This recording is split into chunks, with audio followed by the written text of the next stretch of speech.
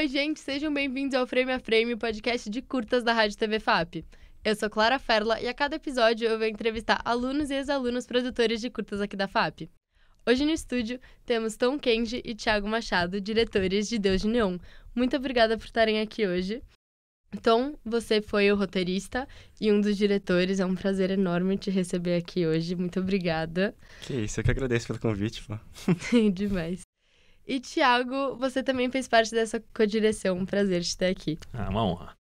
Bom, pra gente começar a falar, então, sobre Deus de Neon, um pouquinho da história. Se passa num futuro ali, né, depois de 1970, em que Leonardo, ele tá... 2070. Em que Leonardo tá ali pra descobrir qual que vai ser a sua profissão, já que não é ele mesmo que decide o que é.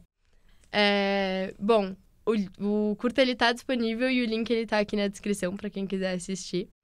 E pra começar um pouco essa conversa, eu queria saber de vocês, o que vocês acham que levou ou que levaria a humanidade a esse ponto?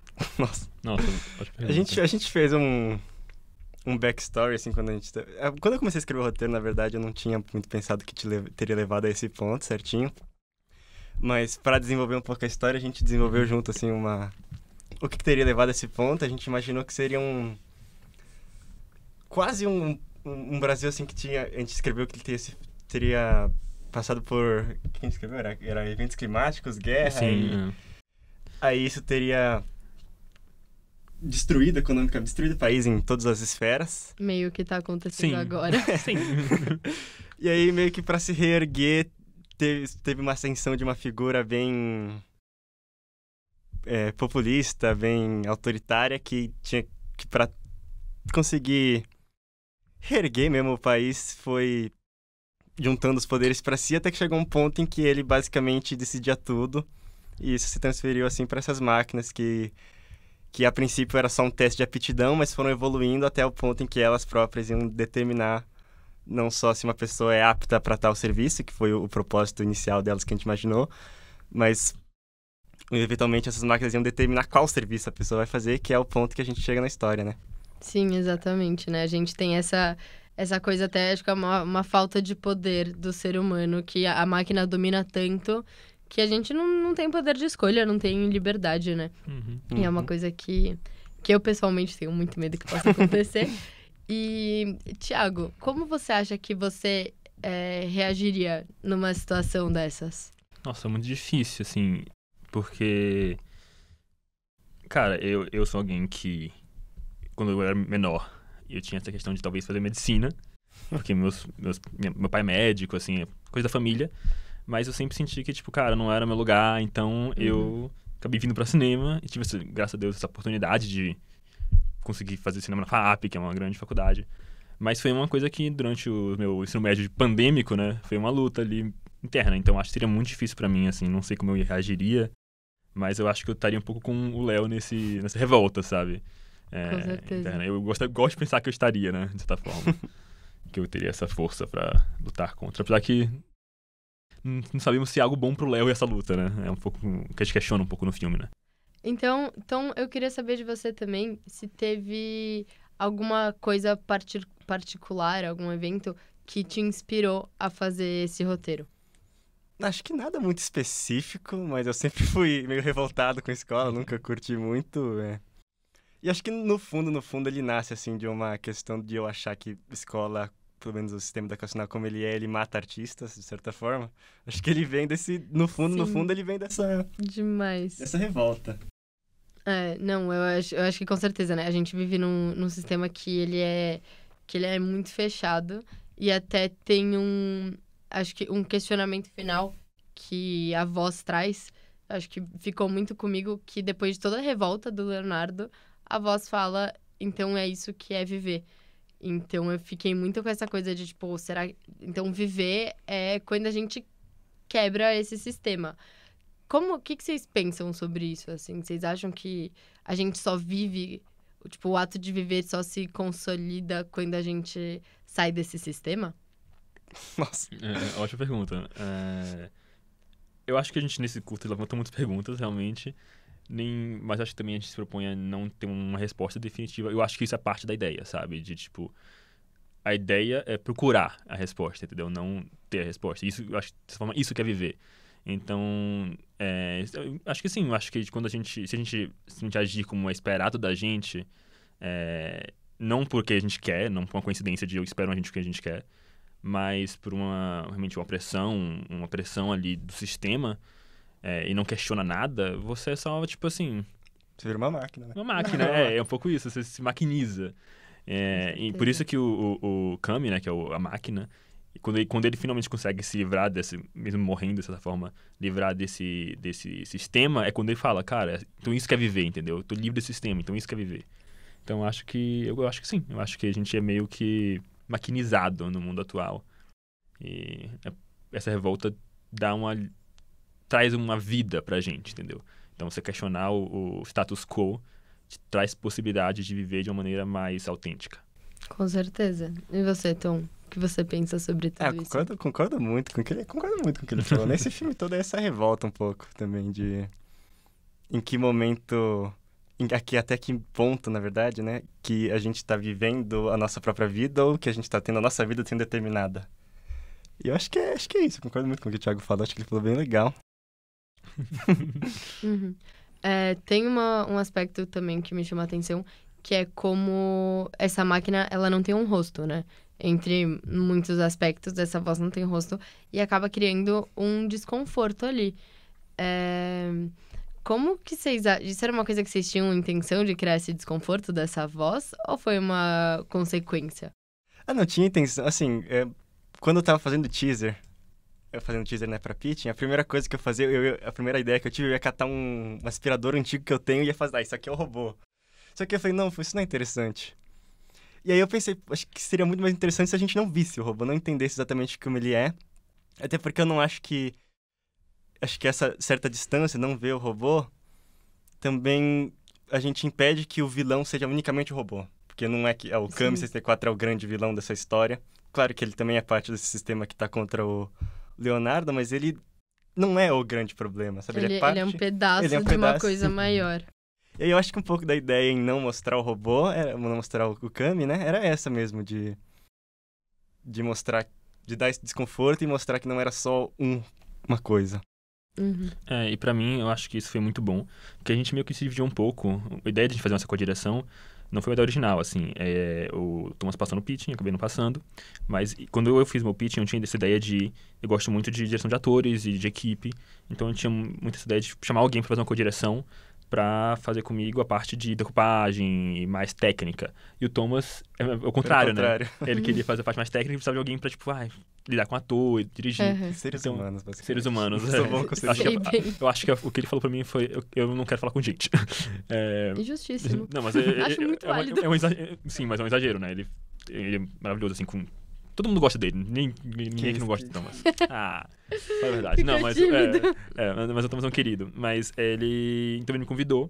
Então a gente teve que meio essa divisão, assim, de ele ficar um pouco mais focado na parte de decupagem, fotografia, e eu mais parte de, tipo assim, organização e direção de atores. Então eu acho que foi muito legal pra mim, pra galera de som, porque a gente pôde trabalhar com a ideia da voz muito mais potentemente, sabe? E eu acho que o Kami se construi na voz, e isso é algo que dá muita potência pro personagem dele. A gente teve a sorte de ter o André Salway como dublador, assim, grande dublador. E é algo que, tipo assim, o filme se tornou real quando a gente botou a voz dele. Antes, tipo assim, sempre faltava alguma coisa. Então, acho que isso se tornou muito interessante. Eu acho que foi uma escolha que o Thomas tinha desde o início. O teaser é maravilhoso. Eu acho que o que ganhou o teaser também foi isso. Essa construção com diferentes materiais, diferentes peças tinha uma máquina de escrever no original, que era muito boa no teaser que ele fez, uma parte. Então, eu acho que foi algo que uma ideia genial que você teve e que a Mari também super entrou e o Otto também, a parte de luz. Então, foi, eu acho que um dos carros-chefes, assim. Eu acho que esse filme é muito... Tanto sobre o Léo, quanto também é sobre o Kami. E eu acho que o Kami foi muito bem construído, principalmente a partir dessa ideia de dividir esse personagem, né, em vários pedacinhos, mas nunca o total. Eu queria saber um pouco da criação da personagem do robô, porque é uma voz que ela é humanizada, só que ao mesmo tempo ela é robótica, ela traz uma sensação de calmaria, só que ao mesmo tempo ela chega a ser enfática. Queria saber como que vocês chegaram nessa personagem, como que foi criada todo esse processo da voz. Eu fico referindo à voz porque na minha cabeça é muito uma voz, assim, tipo, uma voz meio do além, exato. Eu acho que essa construção da voz, ela parte de um lugar muito de sentido Kami, dessa dualidade mesmo. Acho que você acertou super assim. Eu fiquei muito feliz. Nós dois sorrindo, assim. Cara, que bom, funcionou! Funcionou total. Porque essa dualidade é muito assim. Quando a gente tava conversando, assim, logo depois de ele me chamar pra entrar num projeto, a gente sentou pra pensar no roteiro juntos, né? Então a gente pensou muito nessa dualidade do Kami, que de certa forma você poderia interpretar o Kami como uma máquina ou também como um outro participante, tanto uma parte da opressão, mas também um oprimido, sabe? Então essa dualidade foi feita. Quando a gente tava pensando numa voz pra ele, não podia ser algo simplesmente tipo uma voz do Google. Sim. Porque ele não é automatizado. A ideia dele é muito de que... Tem uma backstory toda, assim, que a gente pensou, que não aparece no filme em si, mas ajudou a gente a construir também o lugar com o dublador. Que é de que ele é uma máquina, o modelo mais antigo, né? Que sobreviveu. Então ele, meio que nesse meio tempo dele julgando as pessoas todas, ele ganhou consciências. Mas, tipo assim... É justamente por isso que ele é o único que não foi cancelado, assim, das máquinas dele, que não foi tirada de circulação. Porque ele é meio mole, assim, sabe? Tipo, ele é o único robozinho que ganhou algo além da programação dele. E por isso ele sobrevive. Então não tem outros robôs como ele? Tem, mas eles são muito mais... Eu imagino que sejam muito mais... Tipo, automatizados, muito assim? mais padronizados, sabe? Tanto é que ele tem um peixe, essa é a brincadeira, a grande brincadeira do peixe. Eu quero muito entrar nessa história do peixe. Mas assim... A gente espera, porque eu acho interessante o que você estava falando. Mas então, assim, essa dualidade dele é essencial. Tanto que, tipo assim, inclusive assim, a gente vai mostrando os roteiros para professores, para colegas. E vários deles têm opiniões diferentes, sabe? A gente tem muitos amigos nossos que falaram que tinha que ser uma voz feminina, outros que tinham uma voz mais infantil, outros que tinham uma voz diferente, assim. Eu gosto muito de onde a gente chegou, eu sabe? também gosto. Mas é interessante, eu acho que a voz se tornou um grande tópico. E eu acho que ela é tão interessante por causa disso, por causa dessa dualidade de... É uma máquina, mas também tem uma consciência própria.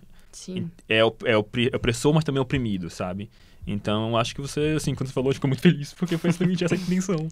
Que legal. Bom, entrando no peixe.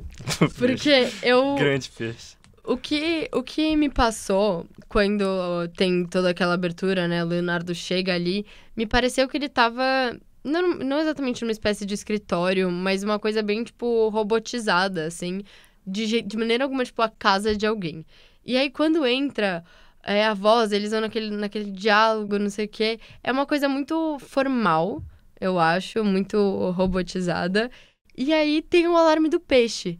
E aí, me fez repensar, tipo, tudo. Tipo, onde ele tá, por que esse robô tem um peixe? Tipo, esse robô é uma pessoa... Porque até então, pra mim, era tipo uma voz de computador. Só que aí ele tem um peixe. Então, por que vocês quiseram trazer esse peixe? E o que vocês acham que ele significa, assim? Existe a justificativa real e a desculpa que eu dei pros professores. Eu quero a real. A real foi que, muito antes de eu pensar nesse filme, eu imaginei um plano que seria tipo um aquário assim, aqui, e a gente vendo uma pessoa através do aquário. Eu falei, porra, isso é um plano muito legal, tipo, como parece que a pessoa tá um pouco dentro do aquário. E aí, quando eu tava escrevendo esse roteiro, foi muito algo do tipo, vamos meter um peixe, porque aí tem um aquário no cenário e eu consigo fazer esse plano. E aí, isso começou assim, de verdade. Eu tive essa ideia meio doida, mas eu não podia só jogar um peixe. Uhum.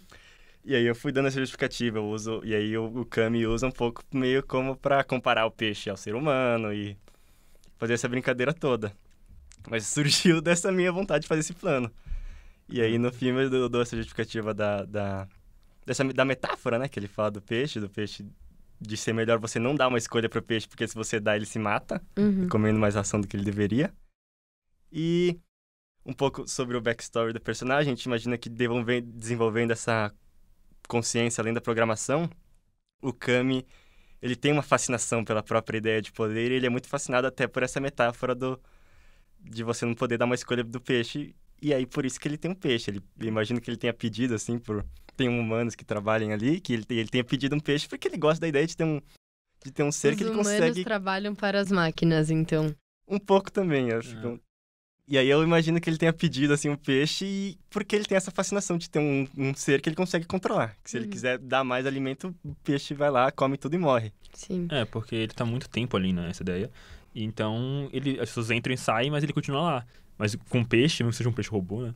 Dá pra ver que é alguém constante ali. Inclusive o peixe tem nome, é Jabbers. Jabbers. E a gente tem figurinhas do Jabbers. Ai, que ótimo! Eu trouxe elas, mas ficou na minha mochila. Depois tira foto pro Depois estilo. Sim! A gente tem figurinha da todo mundo, assim. É uns adesivos, eu trouxe pra dar pra vocês, mas eu esqueci de trazer pra cá. Ai, que legal! Tem as figurinhas do Jabbers. Gente, que demais.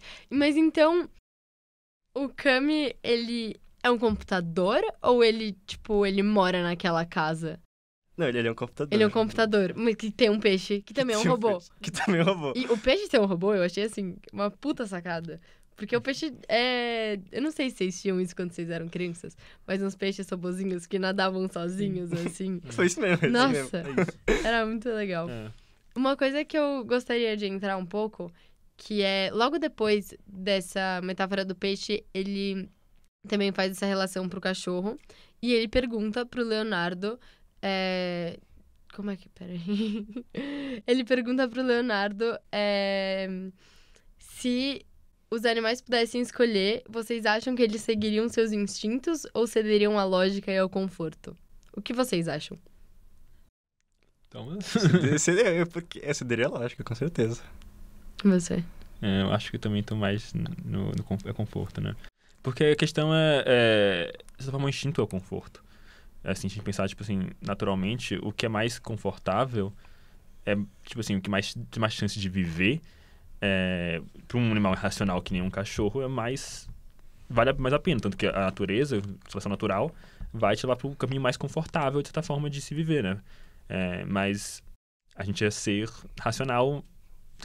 Cachorros também são seres racionais, mas a gente tem uma racionalidade acima. Então, até quando essa ideia se aplica a nós, como seres humanos que meio que estão além, pós-natureza, apesar de também estar dentro da natureza? Essa é um pouco essa discussão do filme também, né? Esse diálogo, ele surgiu de uma conversa real que eu tive com um amigo. Eu não lembro em que ponto a gente começou a falar de cachorro. Ele falou, pô, se o cachorro, beleza, ele tem uma vida muito melhor com a gente do que ele teria na natureza, mas ele não é livre, o meu amigo me questionou, né? Uhum. E aí eu fiquei pensando nisso, e é meio que o que eu penso do ser humano também.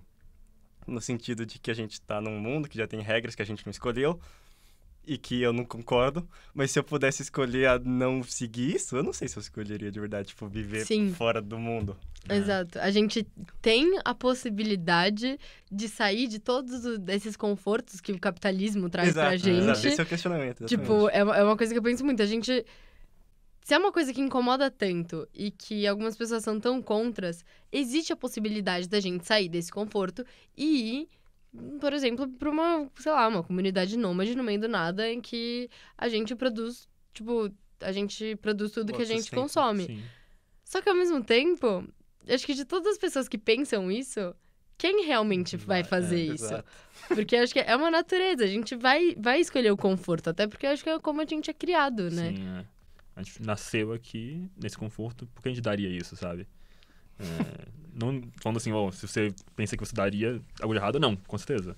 Mas é algo que é muito pessoal, sabe? Você tem que olhar pra si mesmo e pensar até onde você vai aderir ao sistema, né? Exato. E o Leonardo, quando ele tá ali pra descobrir a profissão que ele vai ter, ele tem astronomia em mente, só que não é o que o sistema tem programado pra ele. O que vocês diriam que fez o sistema não escolher isso pra ele? Na minha cabeça, quando eu fui pensando o roteiro, era porque o sistema consideraria a astronomia algo completamente inútil, no sentido de que é algo que ela para lá fora, enquanto esse Brasil estaria querendo algo que fosse muito mais concreto, muito mais imediato do que o estudo dos astros. Sim, não tem como ser mais distante que isso, mesmo que seja um tipo de conhecimento e que seja muito fascinante. Eu mesmo gosto muito de astronomia, mas na minha cabeça ele não consegue, simplesmente porque ninguém vai para astronomia, porque na cabeça desse Brasil totalitário é algo completamente inútil. É um Brasil totalitário. Perfeito. A astronomia, no geral, era uma metáfora que a gente falava muito sobre essa vontade de escapismo dessa situação, né? É um Brasil nessa ficção, nessa distopia que limita E a astronomia, as estrelas estão longe, então, assim, essa vontade de escapar desse sistema. Então, faz todo sentido, assim. A questão é que o Brasil não quer que você escape do sistema.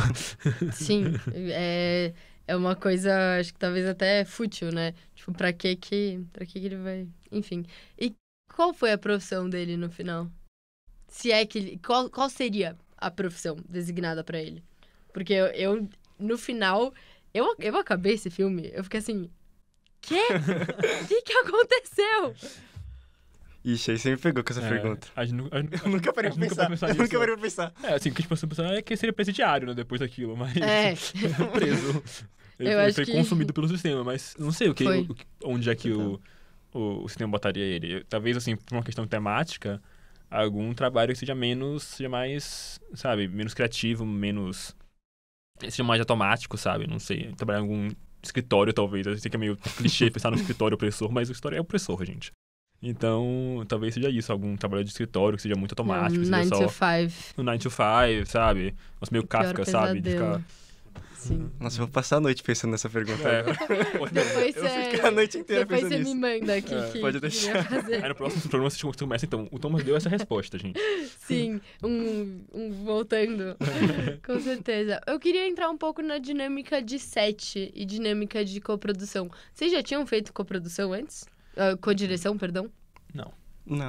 Acho não. Não, assim, eu fiz feito outras cos, eu fiz no Transbordo, eu fiz com a Mari, né? A Maria.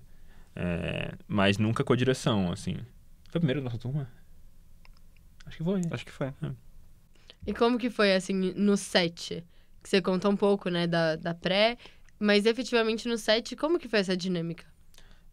Eu acho que foi, primeiro, maravilhoso, assim, de novo, eu estou aqui tirando um momento para agradecer o Thomas por me permitir participar. Eu mandei um texto pra ele quando acabou, ele ficou todo emocionado, gente. Ele chorou toda vez no set. Que isso, cara, me explanando aqui. Expondo mesmo, chorou várias vezes. Mas chorei muitas vezes. Mas set mexe, eu acho que a gente pode ter essa liberdade pra chorar em set. Mas eu acho que foi muito bom também porque a gente tinha essa divisão, sabe? Uhum. De, tipo, eu tinha no que focar e ele tinha no que focar. A gente, obviamente, já que a gente é amigo e tem essa confiança, a gente pedia a opinião do outro, então não é tipo assim, você não vai ter mão nenhuma nisso. Mas a gente respeitava muito os limites um do outro. Também porque a gente não tinha também interesse em ultrapassar esse limite, não era do nosso...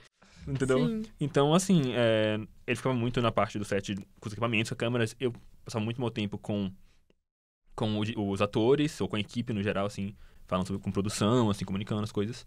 Mas foi um set que eu acho que a maior parte de nós fala que foi maravilhoso, assim. Foi muito gostoso de fazer parte desse set. Foi um set tranquilo, assim, mas tiveram 347 imprevistos. Tipo, as coisas mais loucas do mundo aconteceram. Tipo, a gente ia atrasar 2 horas, mas a gente conseguia sair adiantado, era incrível, assim. Grande palmas para a Malu Santiago, que foi a nossa D. Palmas para ela. Obrigada, Malu. E em quantas diárias foram pra fazer isso? Foram 3, né? 3. Sério? 3. Nossa, a gente tava rápido, né? É que a gente tava com ODs bem tranquilas. A decupagem é relativamente simples, acho que tinha no total uns 28 planos. Nossa, mas bem pouco. desses 28, tinha uns 6, 7 que não eram no estúdio. Aqueles PDs lá que a gente pega, que são teoricamente da máquina, eu gravei em casa. Porque eram computadores que eu tinha em casa que a gente gravou pra usar como um pedaço do Kami. Então, no final, acho que eram, tipo, 20 planos pra 3 dias. Dava até pra fazer em 2, mas a gente conversou, acho que era melhor ter bastante tempo, até porque eu gosto de inventar plano na hora.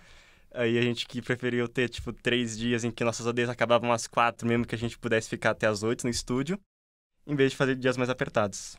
Não, faz super sentido. Quais foram algumas das dificuldades para gravar? Coisas muito do lugar, né? A gente fez no estúdio externo da FAAP. Porque foi bem quando teve...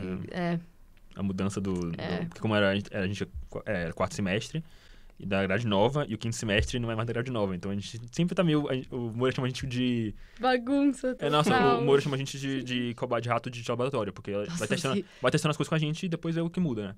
Exato. Então, mas isso foi uma complicação, assim. A gente foi, tipo, o último grupo a gravar, não foi? A gente tava... Quando a gente foi fazer a seleção de datas, eu já imaginava que ia dar problema. Aí eu falei, vamos pegar a última data. A gente ficou a última problemas, data. assim, no na galera que começou, a gente, nos primeiros dias, a gente meio que se livrou. Mas, cara, coisa assim, apagão. Teve apagão no meio dessas... apagão, temos apagão no meio da gravação. Sério? Acho que não foi nem apagão, acho que estourou a caixa de luz, assim, da rua. E vocês ficaram sem luz? Aí Sim, tava mas- falhando, a gente desconectou os refletores pra não queimar. Enquanto resolviam na rua, a gente ficou lá sentado no chão, conversando. Festa, todo lugar, e chegou gente pra grudar manter teve de uma... som na festa? parede. Festa não no estúdio, mas em volta do estúdio. Nossa. E era tipo assim, nível de não conseguir. Acho que era do lado, bem do lado. Então a gente Gente, não mas conseguia. que estúdio que foram arranjar? Mas teve 2 diárias, assim, que a gente teve que parar por 2 horas. Uma delas por causa dessa questão da luz, né? E a outra diária que a gente teve que parar por umas 2 horas foi porque o som lá também, no isolamento não era muito bom. Aí a gente conversou com o pessoal do estúdio e eles vieram trazer umas mantas de som, assim, pra instalar pela parede. Mas aí Nossa. isso levou umas 2 horas. Demorou. Mas foi bem tranquilo, assim. Eu não fiquei desesperado, porque a gente tava por causa disso tranquilas. Não, tranquilos. A Malu tava louquíssima. A Malu tava coitada. Tadinha. Nossa, a Malu tava estressada. Eu falei, não, amiga, calma, tudo certo. Você fez seu trabalho ótimo. A gente tô tava lá, adiantado. começou a ver curta, que a gente fez no semestre passado, foi uma festa. Tipo, só de boa. Não, foi muito tranquilo, assim. Nossa. Caramba. E nesse estúdio, vocês montaram um cenário que ficou, assim, incrível, né? Vocês e a Maria? Mariana Moura. Mariana Moura. Mariana Moura. Gente, Ela vocês mandou. arrasaram Ela muito, arrasou assim. demais. Ela mandou. Sério, ficou muito legal. Vocês tiveram alguma referência específica pra esse cenário? Fala, todo mundo sabe qual é. Pode falar. Qual que é? O que? Como assim? Nem eu sei qual que é. Nem ele sabe. Como assim? 2001? Não sei. O 2000 era mais uma referência, assim, do Do robô. Khan, Não mas sei. eu- Foi um pouco, assim, a referência. Faz super sentido, na verdade. Mas- Não sei como eu não pensei nisso. Deixa eu pensar. Não sei muito a referência O de que a gente cenário. pensou muito é, tipo assim... Tá vindo um pouco de cyberpunk da vida. Uhum. Então, fez o Blade Runner. O Blade Runner foi uma Olha. coisa que muitos professores falaram. O Zé, quando a gente tava fazendo a orientação, ele falou, esse filme aqui é Blade Runner. Ele falou nessas Total. palavras, falou pra mim. E a gente pensou um pouco nisso também. E eu cheguei a fazer uma reunião com a Mari, ela foi pesquisando vários tipos de futuros diferentes. E aí tem muitos nomes complicados, mas aí um que eu associei bastante era o estilo neo-noir, que chama. Já ouvi falar. Que é assim, meio futurista, mas é noir ao mesmo tempo, Uhum. né? E aí, acho que foi algo que me encaixou muito bem. A Mari, assim, eu falo, primeiramente, eu fiz todos os meus projetos que eu fiz com ela. A minha parte em arte, ela em arte, né? E ela é maravilhosa. Assim, genial, assim, e dedicadíssima, trabalha muito. E acho que a ideia muito dela e da gente foi pensar um futuro que fosse sujo, então não um futuro limpo, um futuro sujo, Sim. um futuro desgastado e um futuro acessível, você tá falando assim, que você imagina, sabe? Você não é algo distante, algo próximo. Porque Não é tipo o Wall-E, que é tão... aquela espaçonave. Apesar que a gente pensou também o vilão de Wall-E também era um pouco o Kami, né? A gente pensou, Porque ele é muito real, né? O Não, vilão do Wall-E. Wall-E, eu não tinha pensado em Wall-E, mas vocês foram falando, muitos links foram feitos, assim. E esse filme me lembrou muito, eu não sei se vocês já viram The Giver, eu não lembro o nome em português. Nossa, gente, a história me lembrou muito, porque também é num futuro que as pessoas não escolhem as próprias profissões e todo mundo vê em preto e branco. E tem uma cena que é, tipo, como se fosse a formatura, só que todo mundo junto. E tem lá uma mulher, que é, tipo, a chefona do negócio. E ela, tipo, fala a profissão que cada um vai ter. E tem um cara que não recebe a profissão. E aí vai desenrolando. E ele é escolhido pra receber todas as memórias da sociedade. Porque as pessoas não conhecem, tipo, a história. E aí ele, tipo, se revolta, porque é isso. Ele começa a ter, tipo, todas essas memórias e ele é o único que vê colorido. E ele se revolta que nem o Leonardo, assim. E aí eu fiquei curiosa. Vocês falaram todas essas referências um pouco estilísticas. Teve, tipo, alguma obra que inspirou mais, talvez, essa, tipo, a história em si? Não só filme? Tipo, livros, essas coisas? Livro acho que não, eu pensei muito em filme. O que eu penso muito é Orwell, né? Vigilância. Admirava muito o Mundo Novo. Cara, assim, é uma distopia. É um filme distópico, então você tem que entender o que é distopia. A gente tem uma mais clássica de ser meio que uma tragédia. Porque a gente tem distopias mais recentes, as YA, né? Tem, tipo, Jogos Vorazes, que é sobre um herói que vai derrotar a distopia. Mas, quando se fala da origem da distopia, com Orwell, é uma distopia que vai te esmagar, sabe? E acaba mal. Então, tanto que pegar os livros mais revolucionários do Orwell, você vê que, tipo assim, os heróis não ganham. Não é sobre isso. É mais um conto de aviso, sabe? Tipo assim, isso aqui tá errado na sociedade e se continuar assim, esse é o estado que a gente vai chegar. Então, eu acho que, assim, o que eu reconheci muito nesse roteiro, nesse filme, foi essa pegada mais orwelliana mesmo. De um aviso de que vai dar errado, se continuar do jeito que tá. Porque, como a gente falou logo no início, é como tá hoje em dia, sabe? Não é algo absurdo. Não, até se a gente for ver, acho que além das máquinas, né? É como tá hoje em dia todos esses filmes apocalípticos e futuristas, distópicos, a gente vê muito, acho que isso acontecendo em doses, assim. Agora, Rio Grande do Sul, acho que é um exemplo disso, assim, porque... Nossa, enfim, me perdi aqui, voltando. Um aspecto também que me chamou muita atenção é a fotografia e as cores. Porque eu senti que as cores, elas vão mudando ao longo das emoções, ao longo das conversas, dos acontecimentos. Como que vocês planejaram um pouco isso? Foi planejado? Foi uma coisa que aconteceu na hora? Foi planejado. Eu planejei com o Otto, né, que foi o diretor de fotografia. E, a princípio, eu queria que fosse até mais coloridão. Daí que vinha a ideia do neon do título também. Então, uma ideia de artificialidade, né? Mas, a princípio, eu queria que fosse bem mais coloridão. Quando eu tava imaginando, mas depois a gente viu que não era tão viável assim. A gente acabou brincando mais só com azul e vermelho. Que na grande maioria, eles ficam se alternando, né? Mas a gente quis trazer o vermelho em vários momentos. Quando o Kami comenta da nota de reprimenda, ele fica vermelhão, né? Tem um pulo pro vermelho, pro final, quando tá... o alerta que tá vermelho, que o vermelho traz essa ideia de alerta e de trazer as emoções à tona também, né? Mas foi pensado, sim. Não foi? Eu acho que acentua muito a atuação do Matuko, que é maravilhoso. Foi muito bom dirigir e preparar ele. Mas eu acho que, tipo assim, quando você vê na tela, a feição dele com aquele vermelho na cara é outra coisa, sabe? É um pouco que nem a voz, né, do Kami. Quando chega a voz... muda tudo. Quando chega a luz, também muda tudo, sabe? É um outro filme. Quando o filme se completa. Eu queria entrar um pouco nessa relação do Leonardo e do Kami, mas como atores. Como que foi dirigir? A gente não dá pra saber como foi atuar, mas só com o Matheus. Porque eu imagino que a voz não estivesse lá.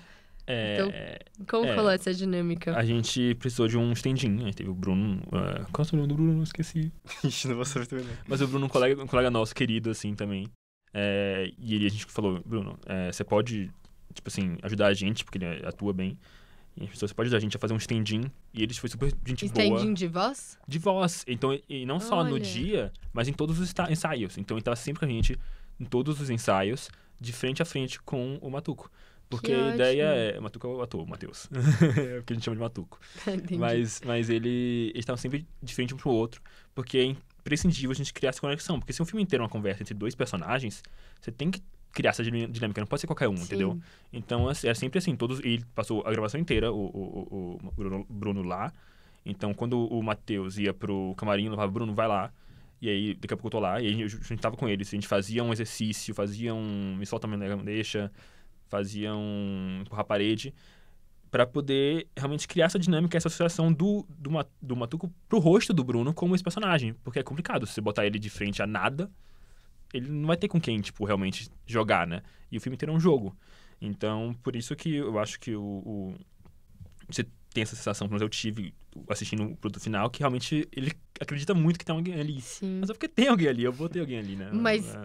enquanto tava gravando, o Bruno tava falando e a voz não pegava no mic.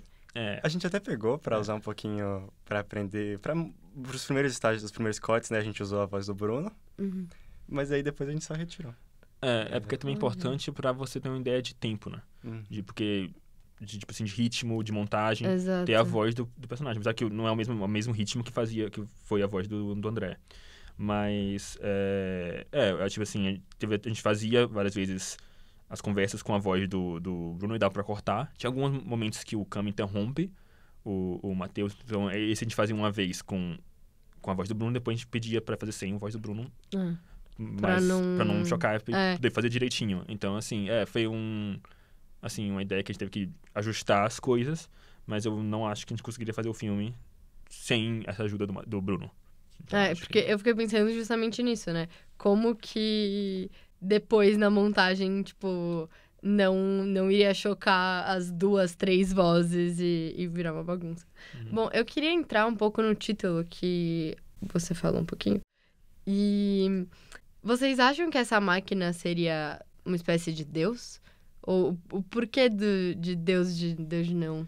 Acho que a ideia do Deus vem da ideia talvez até como o Kami pensa sobre si mesmo. Ele pensa que ele é um Deus, que ele é super poderoso, que ele pode mandar no que ele quiser. E ele até quer ver que limite que tem esse poder dele. Então, Deus vem dessa ideia do poder. E o neon, pra mim, ele traz uma ideia da artificialidade, no sentido de que o neon é tipo a luz mais artificial que você pode imaginar.